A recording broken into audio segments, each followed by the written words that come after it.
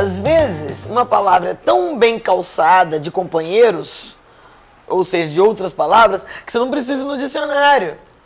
Entendeu? Porque os seus coleguinhas, essas palavrinhas em volta, te dizem isso, né? Não pode dar trabalho pro leitor assim. Isso era uma coisa de uma época. Eu prefiro a poesia mais próxima da conversa, a poesia mais moderna, a poesia brasileira, principalmente que é uma poesia que não tem cerimônia, né? Eu gosto da poesia sem cerimônia. A poesia que qualquer pessoa pode pegar e falar, nossa, isso sou eu. Só isso.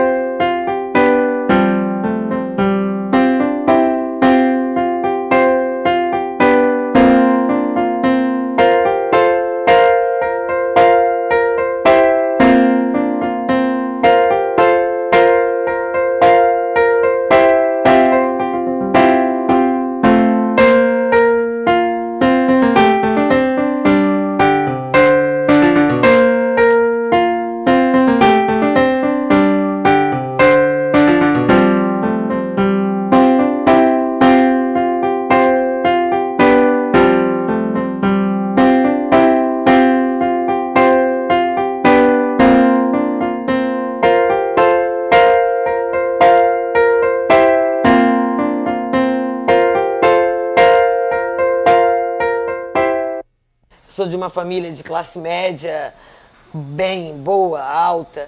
Meu pai é uma pessoa muito especial, aquele visionário, assim, que estudou muito e tal, um advogado famoso lá na cidade. Eu sou do Espírito Santo, sou de Vitória do Espírito Santo.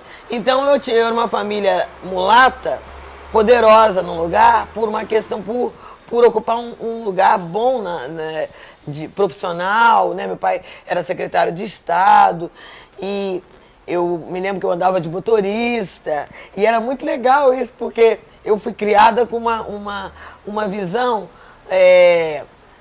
por exemplo, meu pai dizia, a gente tem essa vida e é de propósito, é isso que eu queria. E só que ele não dava nenhuma... Não era uma viagem de poder com dinheiro, não. A coisa dele era de formar pessoas que tivessem saber, o saber. Ele dizia que queria que a gente tivesse pronto para perder tudo quanto é bagagem em qualquer alfândega do mundo, porque tinha uma coisa que era inafanável, assim, que ninguém podia roubar, que era o saber.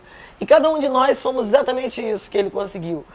E então foi uma infância assim, foi no subúrbio de Vitória até 12 anos, né? E tinha assim muita fartura de tudo, né? Era quintal, tudo que uma infância digamos, de uma cidade pequena pode promover. Foi uma bela infância, foi uma excelente infância. É engraçado que é a referência, assim, tem umas coisas que eu repito muito na minha poesia, a palavra goiaba, a palavra quintal. E é porque eu acho que mora muita felicidade minha nessa infância. Tinha umas coisas ruins, que era apanhar da minha avó, por exemplo, essas coisas assim que eu não gostava. Mas eu acho que eu fui até uma criança com muita clareza das coisas, fui uma criança muito esperta. Muito esperta. Eu hoje vejo que eu sempre talvez tivesse tido uma alma de poeta, só que não sabia. Porque eu sempre gostei muito das tardes. Eu me lembro de eu pequenininha, olhando as tardes, querendo flagrar o pôr do sol. Aí eu sempre falava assim, não, peraí, hoje eu vou pegar ele. Aí eu nunca pegava, quando eu olhava já era noite, que o crepúsculo me distraía. Então eu fico pensando como eu aproveitava as imagens, as coisas, como eu gostava de ficar em cima da goiabeira, contemplando, olhando os outros pés de fruta. Eu acho que foi uma infância muito feliz, foi a base de minha vida hoje mesmo. Eu era muito bonitinha, então minha mãe era assim, aí eu participava daqueles concursos de menina primavera, de infância, então era coisas da igreja, bairro mesmo, né? Então eu era chamada para declamar, eu era chamada para declamar na escola, já com 8, 9 anos, e nessa época, mais do que a poesia, eu gostava do palco, mesmo porque as poesias que eu declamava eram poesias muito muito formais, assim, muitas palavras eu não sabia nem o que queriam dizer. E minha mãe gostava muito de poesia, né?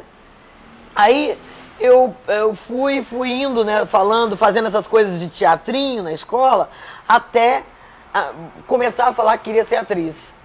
Aí minha mãe me botou para estudar declamação, para que eu um pouco esquecesse essa coisa de ser atriz, porque isso significaria vir para o Rio de Janeiro, fazer escola dramática. Ela não queria me perder, né? Então eles armaram essa história de eu fazer declamação. Eu me dei muito bem.